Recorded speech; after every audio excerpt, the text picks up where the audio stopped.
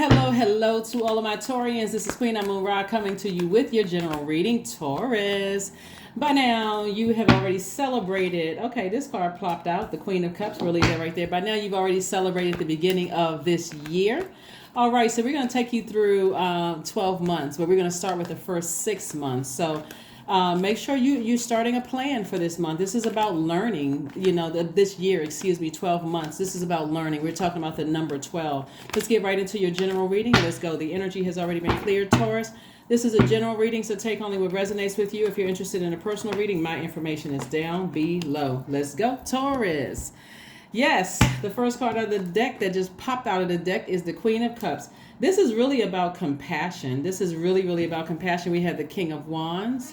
We also have the King of Pentacles. So this is a lot of royal energy here. We also have the Knight of Pentacles. We also have the Nine of Wands. We also have the Five of Wands. All right. Taurus, there could be an Aries, Leo, or Sagittarius that's really struggling with their demons somewhere in your life. There could be an Aries, Leo, or a Sagittarius that is struggling with demons in their lives, and you want to be crystal clear and you want to have compassion towards them, right? Well, compassion towards everybody, but this is where you want to say, okay, something else is going on here. Like when people are just like always in this argumentative state, they're always, like it may not even be their personal fight, but they're always on go. They can't control their emotions, that kind of thing.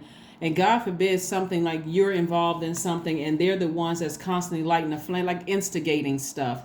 They're in their own personal hell. And somebody is starting to realize it's like,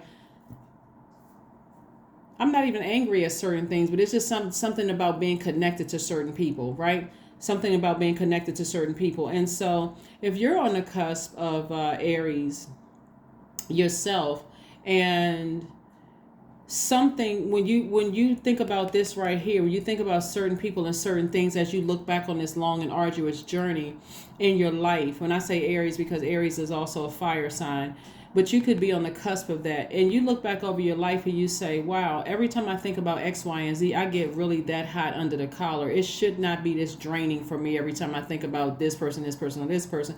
And that person could be any sign, any zodiac sign, right? From Aries all the way down to Pisces, everything in between. So somebody could be on the cusp of Aries and Taurus. Source is saying to you, instead of using that fire to burn yourself out and to get worn out emotionally, use that fire to inspire people. It looks like somebody is in, it could be possibly in a leadership position, and have compassion. Nobody really knows exactly what hell people have come out of, because that's going to make you a lot wealthier. Some people may have 1 or 2 bad experiences with a zodiac sign. Maybe it was in your family. Maybe you dated that person, or whatever the case may be. And all of a sudden you hate that particular sign. You're a fixed sign. You don't want to get fixated on that.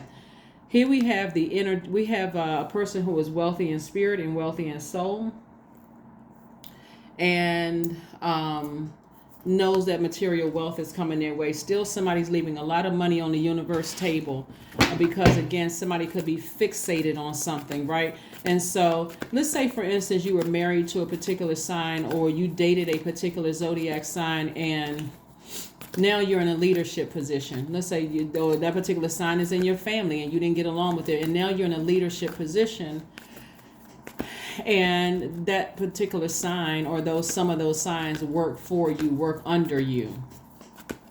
You want to be really careful with that, because getting stuck on, I don't like this zodiac sign, I don't like that zodiac sign, because it's more complex than just a sun sign, right? I don't like this sign or that sign.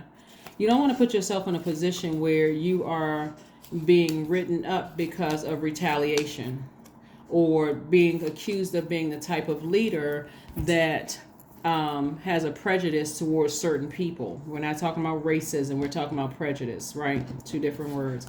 Here we have 7 of Pentacles. So Source is trying to grow somebody's money. So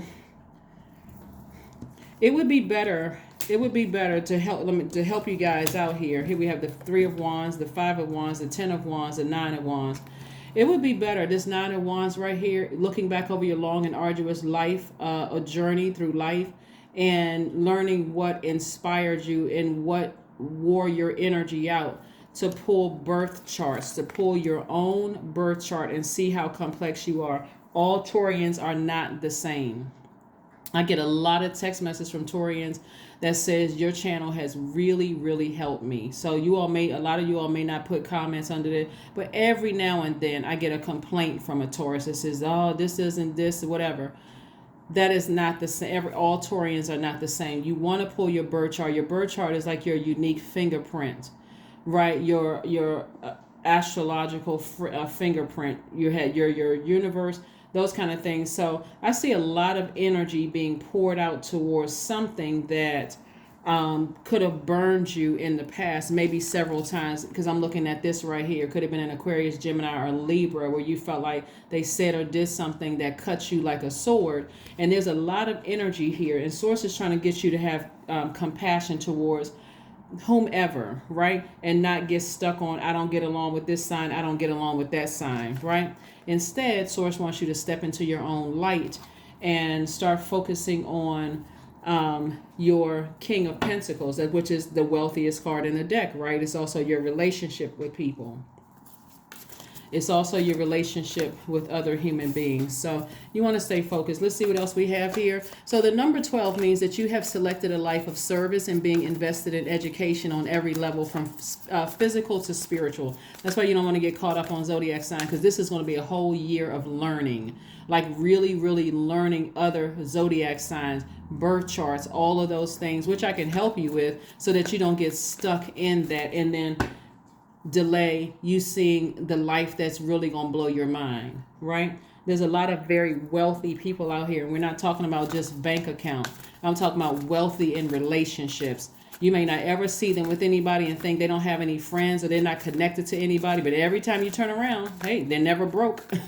They're never broke. They just have good, solid relationships that they protect very, very well. So let's see what else we have here. The Queen of Swords, the Four of Pentacles. We have the Five of Wands, there's Four of Cups, the Three of Cups. Yeah.